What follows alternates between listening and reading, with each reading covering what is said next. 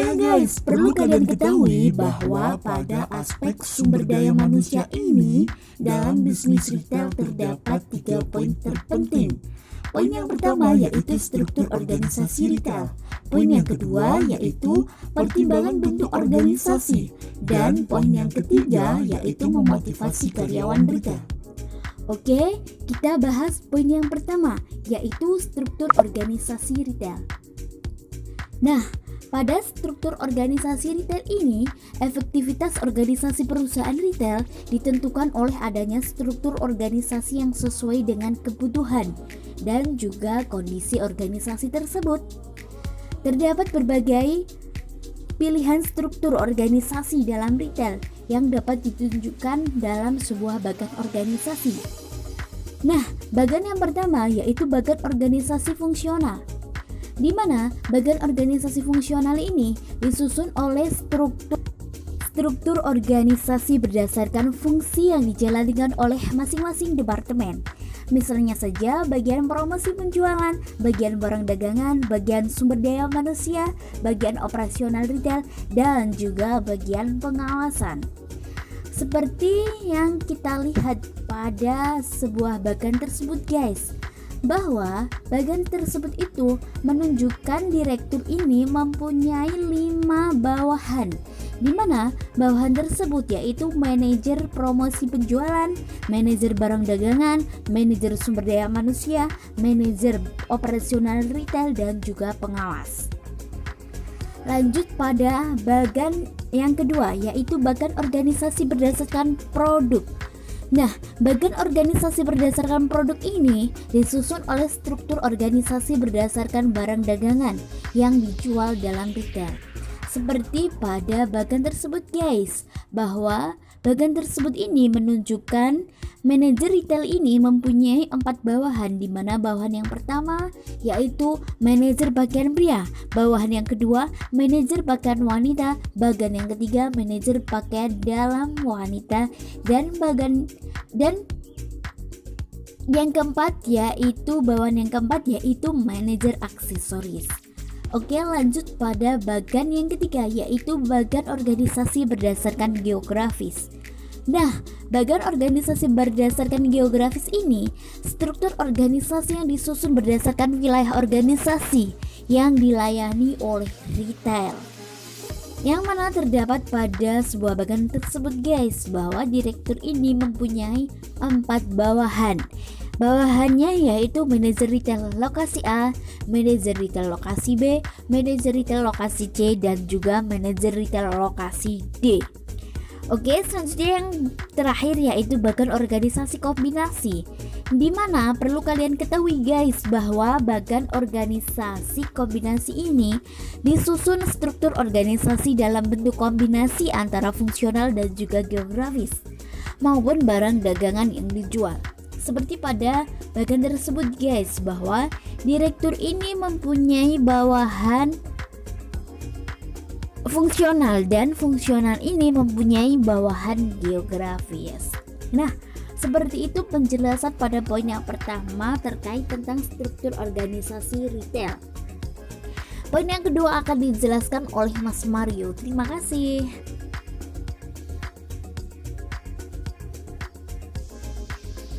Nah, selanjutnya poin yang kedua yaitu pertimbangan bentuk organisasi. Ketika tugas telah diidentifikasikan, kelompok retail dispesifikasikan dalam bentuk bidang kerja untuk ditugaskan ke karyawan dan ditentukan pula hubungan timbal baliknya. Setelah mengidentifikasikan tugas bagi karyawan, retail mengkelompokkan pekerja untuk ditugaskan dengan mempertimbangkan yang pertama, yaitu spesialisasi. Spesialisasi di sini yaitu memfokuskan karyawan pada suatu satuan aktivitas yang terbatas sehingga memungkinkan karyawan untuk mengembangkan keahlian dan meningkatkan produktivitas. Yang kedua atau yang ke B yaitu menyelesaikan struktur organisasi dengan strategi retail, penyesuaian rancangan struktur organisasi dengan strategi perusahaan retail. Struktur organisasi retail berbeda menurut tipe dari retail dan ukuran perusahaan. Contohnya, sebuah retail mempunyai struktur organisasi yang berbeda dengan retail umumnya. Struktur organisasi retail dibedakan menurut jenis retail dan ukuran perusahaan. Antara lain, yang pertama yaitu organisasi retail tunggal atau organisasi retail dengan single store.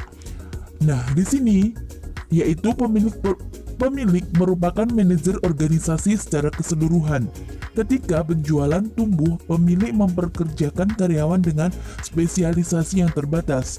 Ketika penjualan meningkat, spesialisasi dalam manajemen bisa terjadi ketika pemilik mempekerjakan beberapa karyawan tambahan.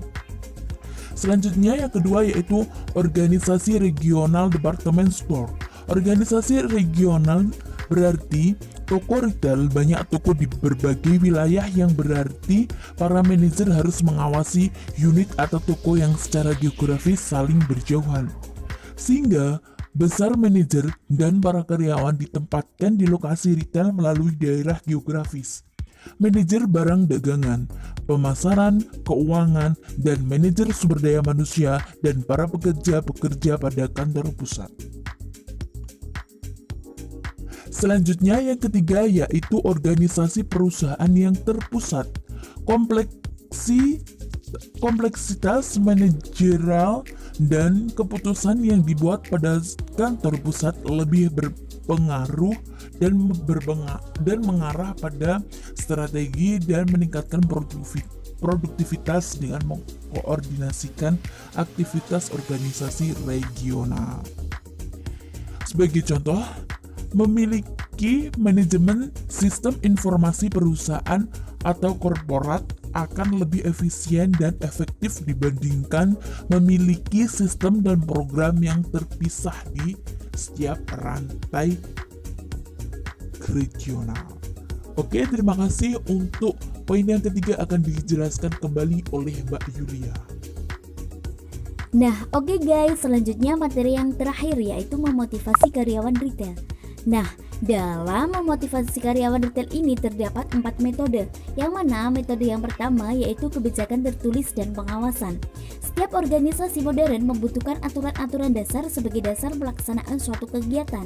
Demikian halnya dengan perusahaan retail. Hal ini karena yang pertama yaitu kebijakan tertulis sebagai petunjuk dasar pelaksanaan apa yang harus dilakukan. Yang kedua, sebagai dasar pengawasan untuk mengetahui sejauh mana penyimpangan dilakukan. Oke, selanjutnya metode yang kedua yaitu insentif, di mana insentif ini dilakukan untuk memotivasi karyawan yang dapat melaksanakan aktivitas yang sesuai dengan sasaran hasil perdagangan. Dari metode insentif ini terdapat jenis-jenis insentif. Terdapat 2 jenis insentif, yang mana insentif yang pertama yaitu insentif ganti rugi. Insentif yang kedua yaitu insentif yang sangat efektif dalam memotivasi karyawan untuk bekerja lebih giat lagi, tetapi bisa juga menyebabkan karyawan mengabaikan tugas-tugasnya yang lain. Metode yang ketiga yaitu budaya organisasi. Budaya organisasi ini membangun budaya organisasi yang kuat, merupakan upaya membangun kebiasaan bagi karyawan untuk mempunyai kinerja sesuai dengan yang diharapkan melalui nilai-nilai yang dianut oleh masyarakat. Misalnya saja, membiasakan karyawan untuk melayani dengan baik merupakan cerminan dari budaya tolong-menolong. Selanjutnya, metode yang terakhir yaitu membangun komitmen karyawan. Dalam membangun komitmen karyawan ini, bisnis retail merupakan bisnis yang sangat terkait dengan kemampuan karyawan untuk melakukan penjualan.